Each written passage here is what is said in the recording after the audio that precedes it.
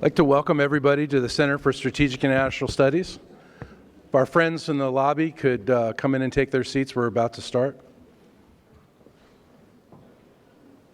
Thank you all very much for being here. I'm Andrew Schwartz at CSIS, and it's my pleasure to welcome you here to CSIS on another quiet afternoon in Washington.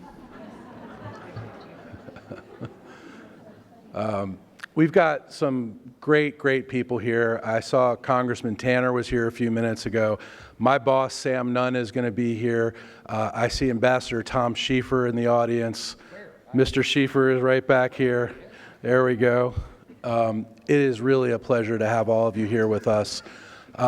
We at CSIS lost our dear colleague, Dr. Brzezinski, last week, and I'd like to just have a moment of silence for Dr. Brzezinski. Thank you. It's my pleasure to introduce my partner in crime. If you haven't heard our podcast, it's called About the News. I get to be Ed McMahon to Bob Schieffer every week. It's on iTunes, it's on Stitcher, it's also on the CSIS website. And this week we've got Maggie Haberman of the Times talking about what's going on in the White House. We have Annie Carney from Politico also talking about the White House. She calls it the freewheeling White House. Those are her words. In any case, I want to thank our sponsor, the Stavros Niarchos Foundation, for their gracious support. Here's Senator Nunn. I knew he was here. Let's give Senator Nunn a hand.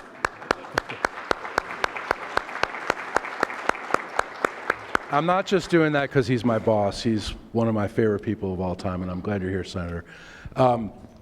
I'd also like to thank the TCU, Schieffer College of Communication, who's been our partner in this for many years. And with that, I'd like to introduce Bob Schieffer. Thank you. Thanks, Andrew.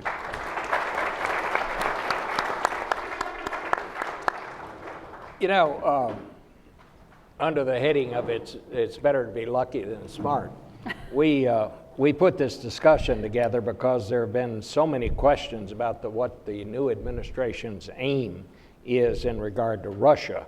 Why would they find the need for private meetings and back channels and all that kind of thing?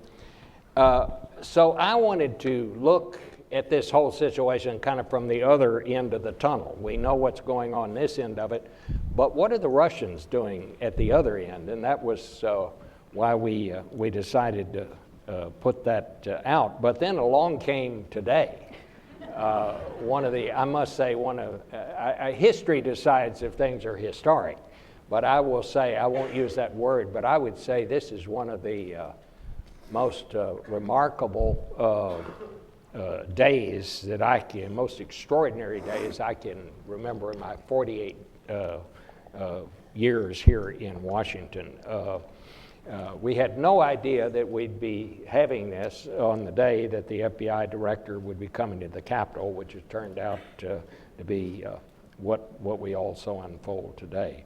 So I think as my usual habit, I want to start with the news, and we have an extraordinary panel to discuss and try to put into context today's event. Sheldon Whitehouse, the Democratic senator from Rhode Island, ranking minority member on the Judiciary Subcommittee on Crime and Terrorism.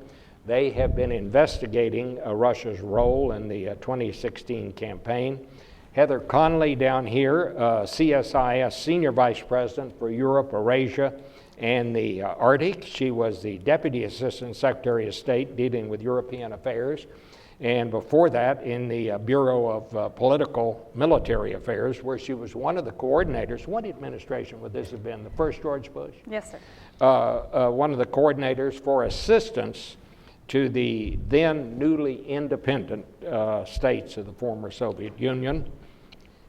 Most importantly to me, she is the author of this book, The Kremlin Playbook, which I have found one of the most helpful publications in trying to understand what's going on today. I mean, she has got it all in here, and you'll hear more about that as we talk today.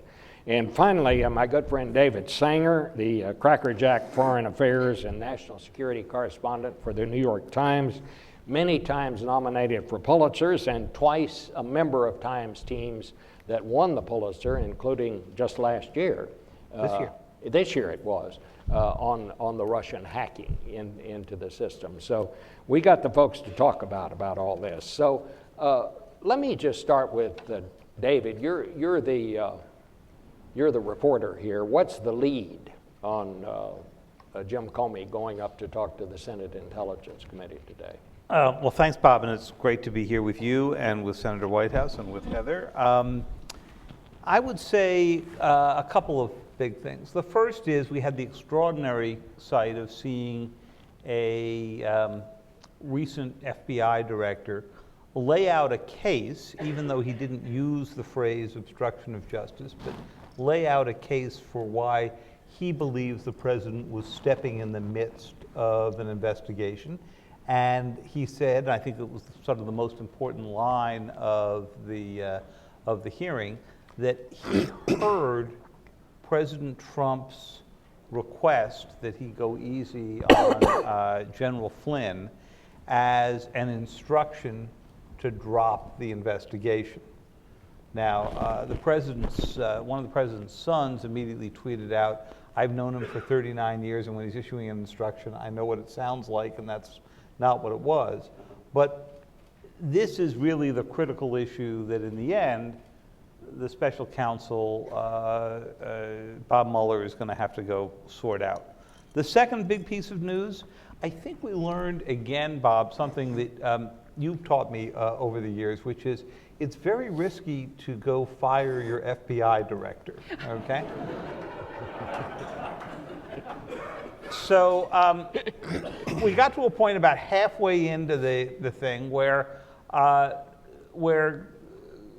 Director Comey, with very little prompting, said, "Yeah, I can tell you how the New York Times got the fact that I took these notes and what they said, because I handed them to a friend at Columbia University, somebody who used to be, I think, his chief of staff, asked him to pass them on so that they would be reported."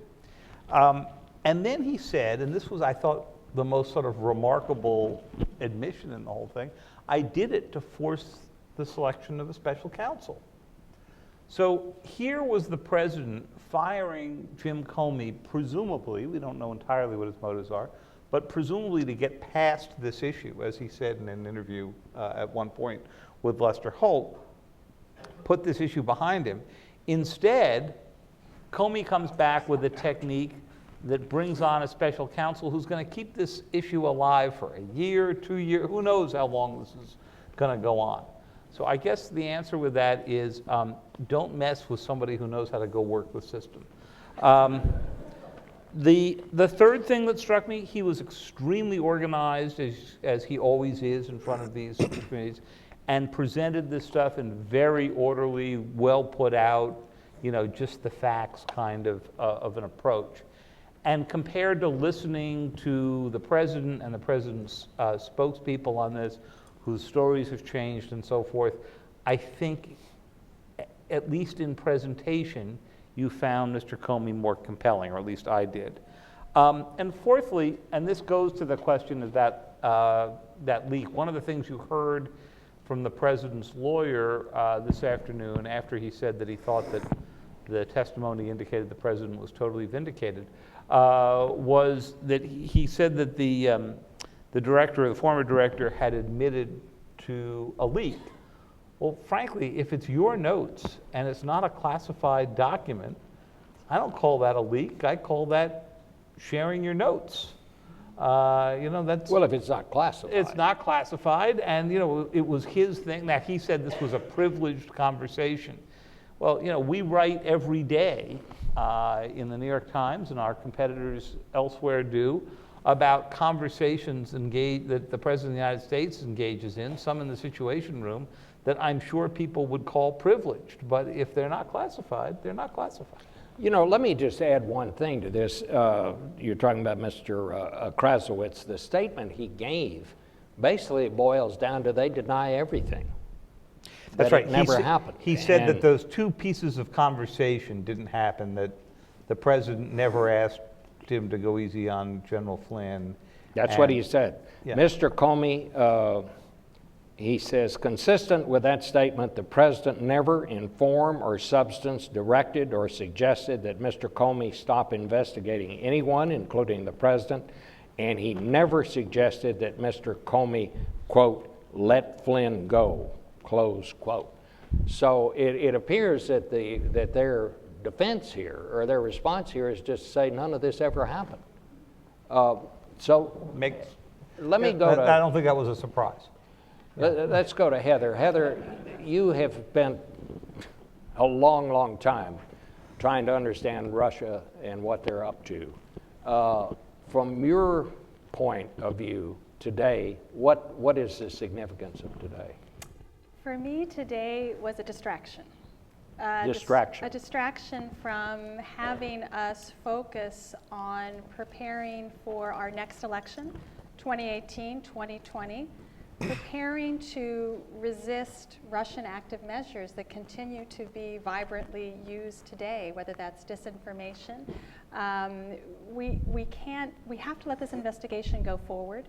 I applaud and I think the Senate Judiciary Committee, Senator Whitehouse, what they've been doing on bipartisanship and publicly discussing what is happening. This investigation has to be used as an educational tool that we can understand very transparently what happened, but we have to start yesterday, start building in the resistance so these active measures aren't successful in the future. And I think that's the conversation that we're not having. We have to start looking forward, not necessarily backwards. So, Senator, your subcommittee has done a lot of work on this and looking into some of the Russian meddling.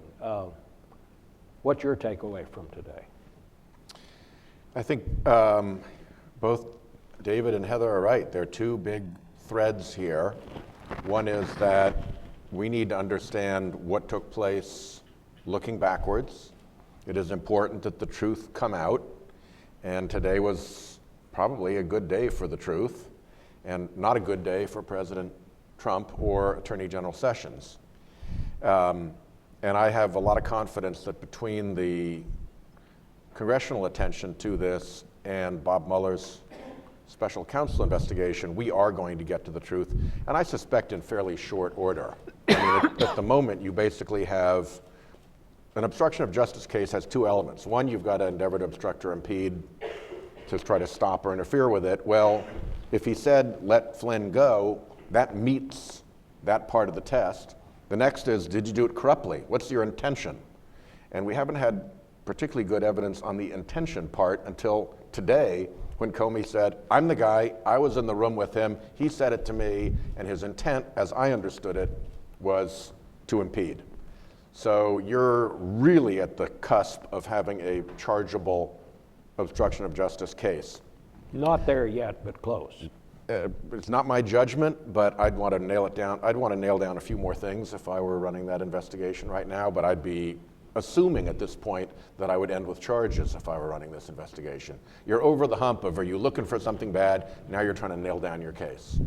So the other point, though, is that we really do have to worry about this, because what Director Comey said today was they are not going away. They are absolutely going to continue in the 2018 and 2020 elections. He said before they don't really mind being caught, because that just adds to the disruption and the uproar. So they're not going to be shamed out of doing this. We don't have the defenses in place against this stuff.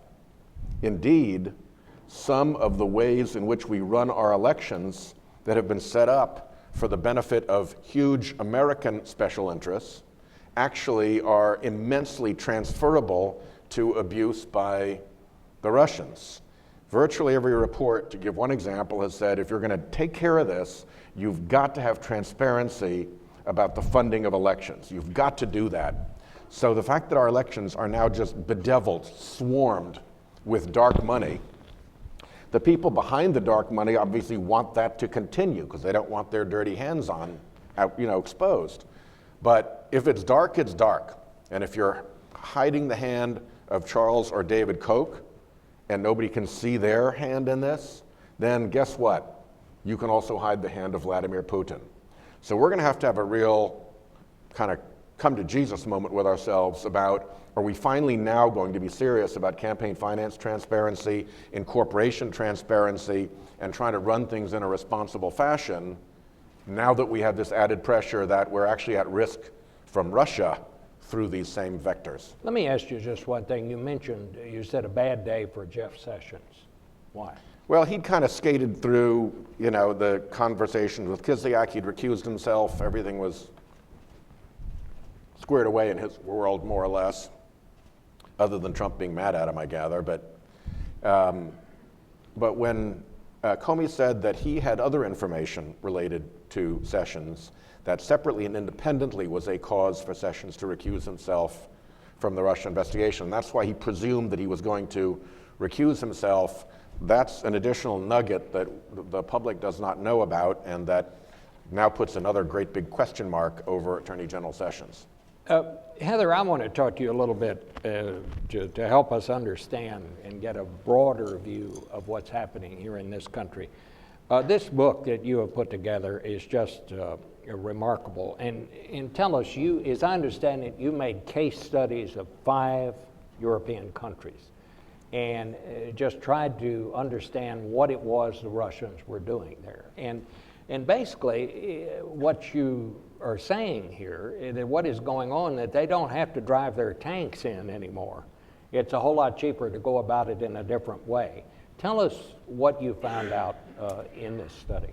Yeah, I wish I could take credit for our timing, but we started this almost 2.5 years ago, and it was after after Russia's illegal annexation of Crimea and incursion into eastern Ukraine, and we were observing how difficult it was for some European governments to address that, even to address sanctioning that behavior. And we recalled, our analytical team recalled a letter that a group of Central European leaders wrote to President Obama back in the summer of 2009, and said that Russia was using overt and covert means of economic warfare through media manipulation and bribery and energy to change the transatlantic orientation of these countries. And we said, well, can we prove that? Is that true? And so what our thesis was is to look at Russia's economic presence in 5 European countries. We selected the Central European countries, again, because of both the warning, but it's easier in some ways to see Russia's economic presence in smaller countries that have very strong economic, historical, and cultural links to Russia. And we wanted to quantify the economics and see if the policies in the country were changing, if that economic influence translated into political influence. What I want to make sure you understand is Russia's policy is military doctrine. It is called New Generation Warfare. And the doctrine describes a policy, a strategy of influence, not of brute force. It is better to collapse the country from within than the necessity to cross its borders. And so we wanted to explore what that new generation warfare looked like. And we found a variety of differences. And the case study model is so important. And the 5 countries were Latvia, Hungary, Slovakia, Bulgaria, and then Serbia. It's so important to go into the case study model because it adapts itself in different ways to a country's cultural links to Russia, and economic links. And what we found, just to do a quick bottom line, that if Russia's economic presence, as best we could quantify, and it's designed not to be really seen and understood in a transparent manner, if a country had over 12% of its gross domestic product that we knew was Russian economic presence, there was a really high chance that that country would be under significant political influence by Russia. And what do I mean by political influence? What the real playbook here, the essence is we were demonstrating the methodology. So Russia's economic presence in a country, usually in strategic sectors like energy, finance, media, real estate, infrastructure, as that economic presence starts to blossom, it brings in local patronage, local influence. It buys the political influence, if you will, through corruption. And that political influence then suddenly, it could be a member of parliament that's very important to anti-corruption efforts. Well, then the anti-corruption efforts don't work very well because they're protecting Russia's investment. It can be political party financing to support Russia's interests. It can be local created NGOs that will work against any diversification of that business to protect Russian interests. And in the case study country of Bulgaria, 22% of Bulgaria's gross domestic product is Russian economic presence. What we found is near state capture. So the government can't take an independent action because the economic stranglehold, which then grows into strong political influence, where political parties in parliament are more supportive of Russia's interests than Bulgarian interests, it forms state capture. And Russia's new generation warfare exploits weaknesses, it finds them, and it uses them to their great advantage. And I think what this report did, I think why it's a bestseller, and I have to tell you, as a think tanker, we don't know what to do with ourselves. If people go, I read your report and it's great. And I also have to say, because my colleague James Mina is in the audience, the analytical team, I'm delighted to be the spokesperson, but this is an incredible analytical team. Our colleagues at the Center for the Study of Democracy in Bulgaria, it was a real partnership.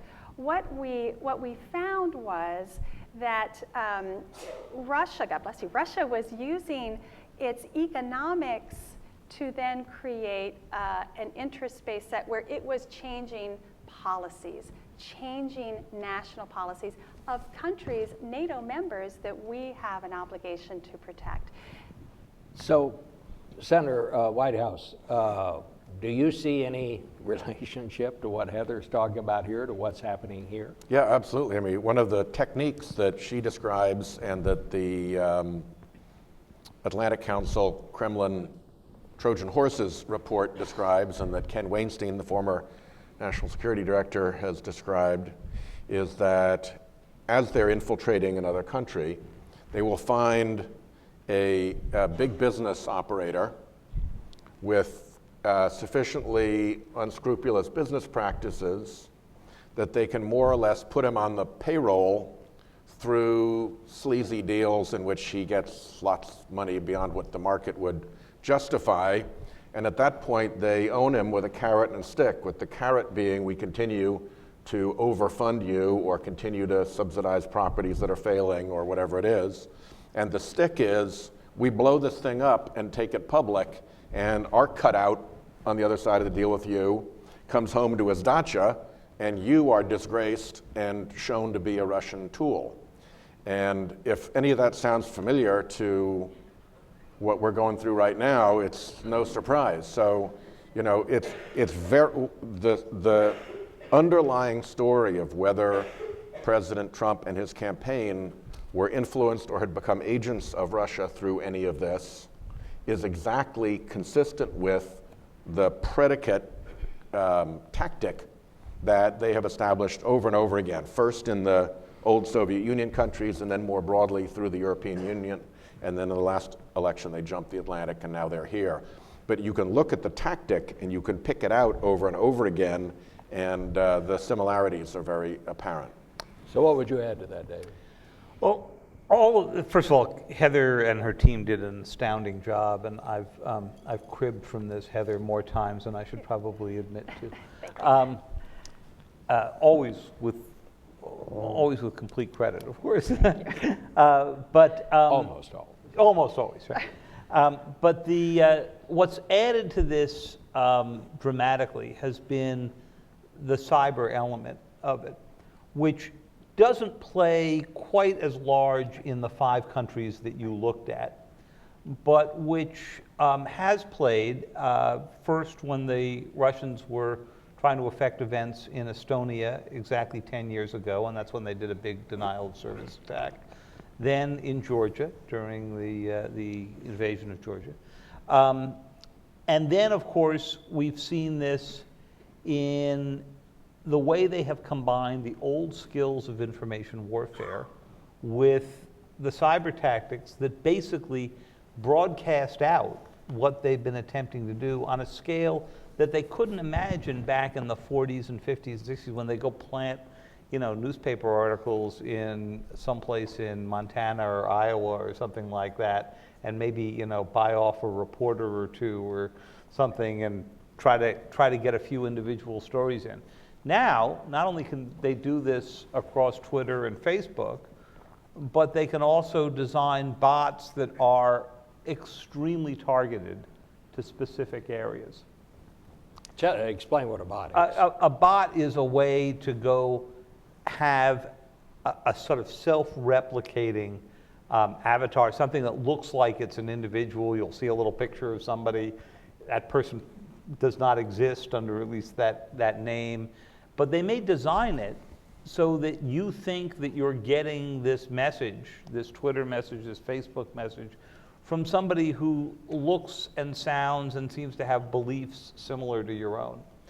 The only other thing I'd add, and this goes to Senator Whitehouse's point, is that while they did jump the Atlantic, I think that the US and the Obama administration bear a fair bit of responsibility for a failure of imagination that the techniques that were used in Europe, in Central Europe, in the Baltics, could be used here. I'll give you just two easy examples. When we did our reconstruction of the Russian hack, which was published in mid-December under the name The Perfect Weapon, it was this 7,000 or 8,000 word look at what had happened here, we discovered some surprising things. First, US intelligence and British intelligence had early warning of what was happening, and they were seeing DNC files and so forth.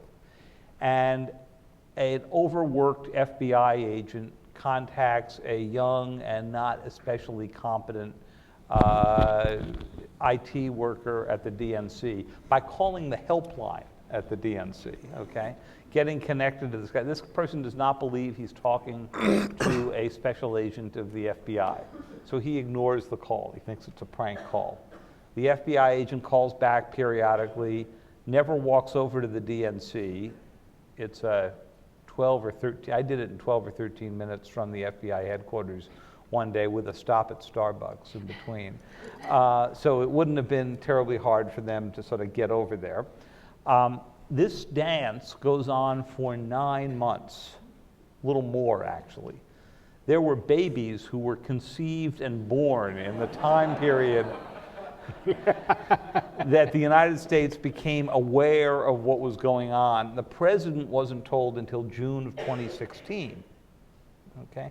So they go from September of 2015 to June of 2016, and in that time period is when John Podesta's emails were taken, when a number of other incidents took place. And of course, the Russians had previously been inside the State Department, unclassified emails, the White House unclassified emails, and the Joint Chiefs of Staff. And in each of those cases, the Obama administration made the decision not to publicly name the Russians. They may have told Senator Whitehouse and his colleagues in closed session, and we, of course, published that it was the Russians, but they never called them out. So you never had some deterrence that you really needed. So what do we need to do now, Heather and Senator? Senator, I'll let you start and then I'll. Well, I think we've got to close some holes in our system. In response to, I think it's pretty well documentable, in response to, among other things, this Russian pressure, throughout the European Union, they are opening up incorporation to much more transparency.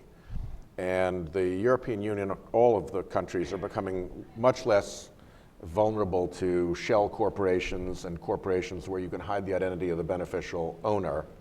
They've lived with the misuse that those shell corporations can be put to, and so they're cleaning up their act, which means that the kleptocrats and the thieves and the crooks and the manipulators who want to use shell corporations are going to start coming to America, where we have terrible incorporation transparency. So we've got to up our game on incorporation transparency. And then there is absolutely no excuse in this modern world with this Russian targeting of us, with our entire intelligence community universally telling us this is a really big deal and they are not going away, to leave dark money out there as an obvious invitation and track for Russian influence Are to they be moving peddled through money here. into the United States Who still? would, it's hard to tell. I'm sure that they are in some ways, but it's hard to track it and it's hard to trace it, and it's been a weakness of ours. We've had the Atlantic to protect us, and we just haven't looked at this before. I think that's one of the reasons the Obama administration didn't really pay more attention to this. This was kind of a one-off, and it's even now kind of hard for people to wrap their arms around the fact. I mean, you heard Comey today. If there was one point that he was really passionate about, it was, can you just wait for a minute? These are foreigners who are controlling our American elections, and Americans may have helped them do that. And it damages the thing that is most fundamental to our democracy, which is our American choice to fight with each other and make our own decisions and not have it piped in by the Kremlin. And that's a message that I think we need to get out. It's pretty clear they were meddling. Do we have any evidence yet that they actually changed anything or that any vote was changed? We don't have any evidence that a person went to a voting machine, clicked Hillary, and by the time that thing turned up to be a vote, it had magically flipped to be Trump. We don't know yet to what extent they might have interfered with the voting process in such a way that lines were longer in a certain area, or there weren't enough machines to go around. I think that's a little bit vague right now. And we are absolutely certain that this information warfare operation that they ran was extremely effective and flooded America with negative information about Secretary Clinton, and that was a very professional, from the top of the Kremlin, hugely resourced, full-on piece of this new information warfare military strategy of the Russia. Heather, if I understand this latest leak, which is, I think we all agree, that's not the greatest way to get information, but that is what they were trying to do, was to get into that actual voting booth. Right, and I can't underscore more, that is not the way we get information through a top secret coded document leak, but that gives us a window into suggesting that we were well aware of a direct Russian government, the GRU, the military arm, was looking at our election systems, according to this document. And I think in some ways, President Putin was suggesting in his earlier speech this week at the St. Petersburg Economic Forum that, well, there could be, the patriotic hacking. I mean, I think he understands that this information will come out. I agree with you. It's sort of a win-win in that category. But to pull on David's point, I think that for me, the frustration is that we did not take this seriously. This is national security at its top, and we were distracted, or we didn't think they could do it, or we didn't think it mattered. And so that, to me, is the lost opportunity. What we've seen usually, and David, to your point on cyber, we're watching the German elections quite closely. The hack of the German parliament and the Christian Democratic Union, Angela Merkel's party, happened 2 years ago. So they start a year or two before with the hacking. That's where's the material, where's the information. But what the German government did was they made it very clear this has happened. You will get false information. The government made it a priority, a public awareness, public education. This is going to be happening. You have to be a discerning reader and voter and be aware of it. And there were just no government warnings to say, this is going to happen. We need you to be aware of it. That, to me, and the French election was the same thing. They were proactive in saying this will happen. And then you have to educate your citizens to say, look, we know this is going to happen. You have to be aware of it. None of that was there. And my frustration and our recommendations in the report, we talk about the Treasury Department and tracking Russian illicit financing and how it works. Our system is so geared for, importantly, counterterrorism and terrorism financing, which I completely appreciate, but we have to be able to follow this illicit financing, Russian or others, because that has as dramatic an impact on our society as does counterterrorism David. financing. These points are exactly right. I just wanted to add a point on the actual voting machines and so forth. First, we did not, until Jay Johnson did in the last days of the Obama administration, designate our voting system, the underpinning of our democracy, to be part of critical infrastructure in the United States. Our electric grid is designated that way, our telephone networks, our hospitals, the Washington Monument, the Jefferson Memorial, movie studios, they're all on the DHS list. But no one wanted to do that with the election systems because the states were afraid that this would be used as an excuse by the federal government to take over the elections. We got to get our heads around that. And just yesterday, Secretary Kelly said he might have to go reconsider the designation and go back to the old way. The second thing I think that's important is President Obama decided not to make this a public issue the way Heather had decided. For some understandable reasons. He was afraid the Russians would retaliate by going after the election voting systems. And he didn't want to appear to be partisan. Everybody knew he was supporting Secretary Clinton.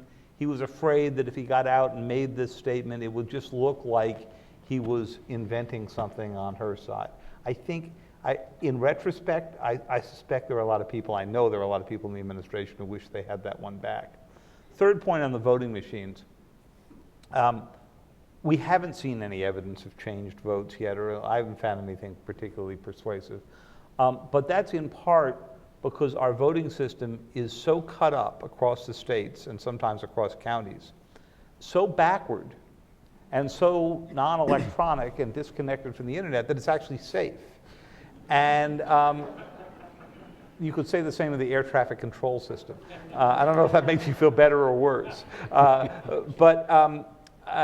You know, we've learned from this, there are some things you do not want connected to the internet. Your voting machines, your refrigerator, the smart TV in your bedroom, and your nuclear weapons. You know, those are the four I'd put on my list. Yeah. And another way of looking at this also is that there's a strong case to be made that it was not the Russians' intention to actually interfere with the voting machines.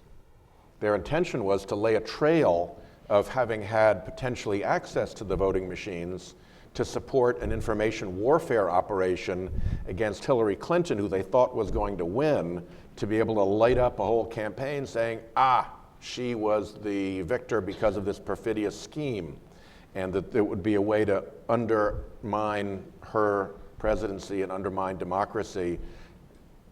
They can win two ways. They can either do it or they can kind of get caught doing it and then blow that up, and both work for them. Both undermine democracy. And it's the undermining the credibility of democracy, our institutions, and our leaders. And if you can discredit the United States, you discredit the alliance structures, you discredit the international system. And this is where you have to sort of understand the why. That's the question that I get. Well, why are they doing this? Why would they assume to do this? If President Putin believes that in the 20th century, the greatest geostrategic catastrophe was the collapse of the Soviet Union, could not, in the 21st century, could we see the collapse of the American-led international system? And then we can come to the negotiating table as equals, and now we can renegotiate the international security architecture. And it's also about the moral parity. You, democracy, are no better than we are. And once we reach parity, and I think that was what was so devastating about President Trump's comment. I think it was an interview. He talked about, that we are equal in some ways. Mr. Putin kills his political opposition leaders are in great peril. Certainly Boris Nemtsov and others. And the president equated us. And in that way, when you equal us and you downgrade our own system, you can be in an equal situation. And I think that's the dangerous path we're on. And I don't think they just want to be equal. Minister Lavrov at the Munich Security Conference crowed about a new post-Western world order that they were going to establish. And guess who is going to be in charge of a post-Western world order in their plan? Let me ask you this, kind of an obvious question, but where did this sort of bromance that President Trump has with Mr. Putin come from? I mean, when I see those two, I don't see them hanging out at the same place. They seem like two totally different kind of people, but maybe they're not. What is that about? Well, I would suggest that in some ways we're seeing leaders grapple with globalization and the speed of change and control of that change. And so I think just setting aside if there was influence or not influence, there is something right now that European groups, I would say there are even American organizations that say we need to stop this. We need to take control. And that means take control of our borders and not let in immigration, which is a very potent symbol of globalization. We want to be nostalgic for the way things were in the past because we are uncertain about things in the future. So we need that tough, strong leader that will be able to control what seems to be so out of control. And particularly for groups that are very concerned about the rapid speed of social change, Mr. Putin and the Kremlin have placed Mr. Putin as the leader and defender of the traditional conservative values, that he is to be admired. He's standing against this decadence of the West. Even if they don't, it's not an influence question, there is affinity with that message. And that's what we also have to get our arms wrapped around, because that doesn't have to do with, as we were talking about, economic influence or the Russian money. There are people that are deeply questioning our system and are flirting with, well, maybe more of an authoritarian and illiberalism is what we need. That's the answer to our problems. Now, are you saying in this country there is that feeling, or you're saying that's just There are some groups. And in fact, what we saw during the French election with some of the very last cyber attacks during right before the second round, some of the cyber stories that were going around Macron were being funneled through U.S. organizations. Senator, do you have any thoughts on that? I'd go with the influence. We'll see, though. That's being looked at very carefully. David, where do you see all this going now? Will Trump be able to put this behind him, as his lawyer said today? Or is this going to go on for a while? I think it's going to go on for a while. First of all, the Mueller investigation, I don't know how long it's going to take. Senator thought we'd sort these issues out fairly quickly. Not all of them, but we'll get to something. You'll get to some of them. I think that's right. I think there will be elements of the Mueller investigation that will probably go on for some time. And as long as that is alive, it's going to be a distraction for a White House that right now seems fairly easily distracted. I mean, they have not figured out how to wall this off yet the way that President Clinton did during the Lewinsky investigation, for example, where they sort of kept a policy process going on one side, and they had a group that was dealing with that investigation and ultimately the impeachment. Whether this ends up in an impeachment, I have my doubts, but I think a lot of that turns on a political rather than a legal question of where control of the House goes in the next election. Or whether an indictment turns up. Or whether an indictment... You could easily get a Mueller sending a draft indictment to Congress saying, before we go forward with this, because it's not clear you can indict a president, we're giving you, Congress, the opportunity to file articles of impeachment, and you make that decision, and depending on what decision you make, we'll decide whether we go forward with indictment or not. That really puts the pressure on Congress to make that decision. They can't just wait till another day once that letter from Special Counsel Mueller shows up saying, here's my draft indictment, we are ready to proceed, but under the Constitution, we want you to have the first shot at it because the articles of impeachment are a clear way for addressing the situation. You know, that's interesting, and it raised the question in my mind, I mean, because I hadn't really thought of it in quite that way. I always just assumed you can't indict a president. What if he did indict a president? What would happen after that? I guess they would take it to court, right? Challenge the indictment. But they might, and it would also be highly provocative of Republicans to begin to think seriously about impeachment. So you may not have to wait for the House to switch to Democratic control for this to happen, particularly if he's polling in the, to be political about this, if he's polling in the 30s, low 30s, and Paul Ryan is looking at losing his speakership because of a wave, and they're blaming it on this president, then the political calculus to turn and start seriously investigating and having some actual subpoenas go out from, you know, real committees and be really going forward on this becomes in their interest. Well, and at that point, the momentum can become, I guess there's a way to think this through. There are a lot of ways to think this through, but they don't necessarily require a Democratic speaker in order for that to happen. do you think we're anywhere at this point today close to that? I'm not privy to what Bob Mueller is looking at. I assume that they've been looking at this stuff for weeks. I assume that they have a cooperating witness. That's my personal view. And I think that they have a grand jury going and that they're pretty far along. And an obstruction case is not that complicated to make. What's your take on this, just the political side of this? Because I think we all agree, impeachment is a political act.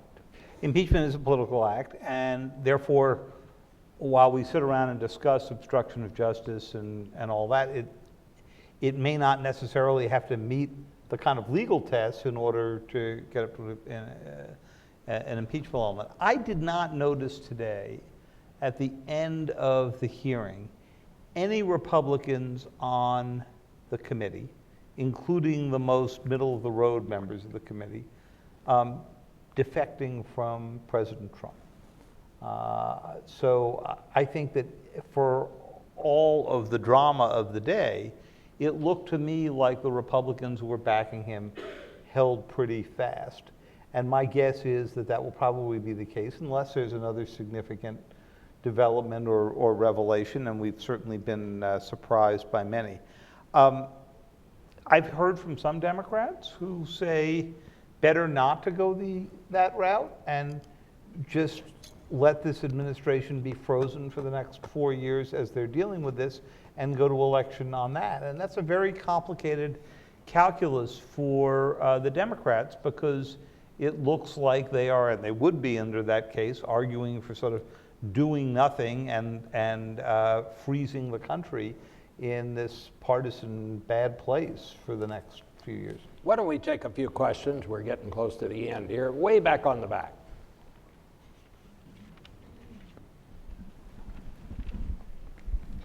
Sir, my name is Paul Norman. I'm a retired naval officer. I served for 28 years. I love my family first, my country second. I contend that the Russians, if they're the perpetrators, if it's not the Chinese, if it's not North Korea, have won the first battle. I get very concerned about the last remarks that were made that we gridlock the country for the next 4 years because we will set ourselves up for the next 2 elections exactly where we are today. I would like to hear your comments on that. Well, we're already gridlocked. That would be what I would say. But I hear you. And I think one of the reasons we've gotten ourselves into this mess where we find ourselves today, and I'm not talking about the results of the election, but the Congress in the country has basically been gridlocked for how long, Senator? The last 8 years or so, wouldn't you say? I mean, generally speaking. Since the decision to oppose everything the president did, Obama did, it's been, 8 years. And there was some gridlock before that. But I agree with you. I think that's a dangerous place for this country to be in right now. And I would say, just as somebody who lives in that atmosphere, it's one thing to have there be partisan gridlock on big issues and people having big fights, but underneath that, a lot of stuff actually goes on, and the business of the Senate goes forward, and the business of the country goes forward, and it's usually less bad than it looks. The danger with this is that the fixation on this absorbs all that other energy that would go into bipartisan things, and now you have a much more, it's not so much that there's gridlock, it's just that there's weakening of the underlying operation because of the distraction, and so you end up with a much weakened democracy. I think we all need to really have a moment of self-reflection as Americans about what the really fundamental principles are that we want to live, fight, and die for, as you offered to do for all those 28 years, and kind of reboot ourselves as citizens. Another one? Who's here? Right here.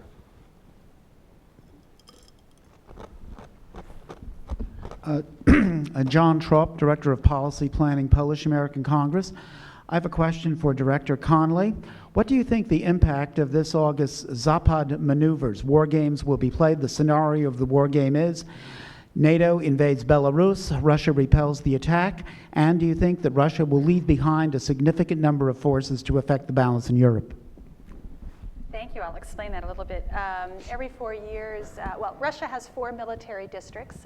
It's Western Military District, and every year they rotate and have a major military exercise. This year, Zapad will be in the Western Military District, so that's going to be along the NATO border.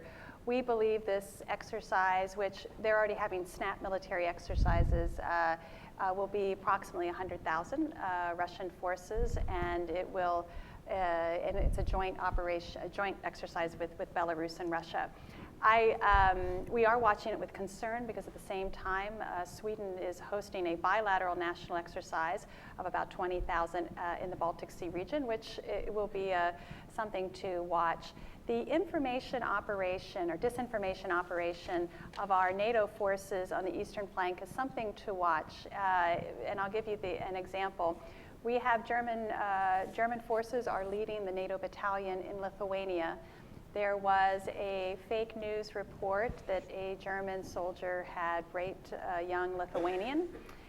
This was completely false, but it was to sow unrest with the Lithuanian population about the German forces. And I can tell you, historically, having German forces in Lithuania is significant considering that history. I mean, we are overcoming extraordinary history, and this is all designed to sow discord, uncertainty.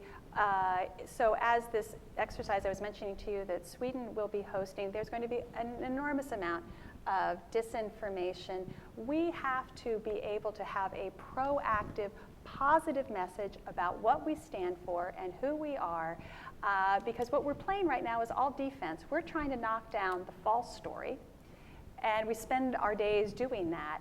We have to, as we did during the Cold War, mobilize and put a positive, proactive force of what we're doing to defend freedom, why this is important, and that's what's been, I think, missing in our policy for quite some time.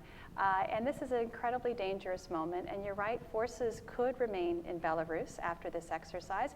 We sometimes don't know what an exercise is to a prelude to something else. We have to be extremely vigilant as we approach Zapad, for sure.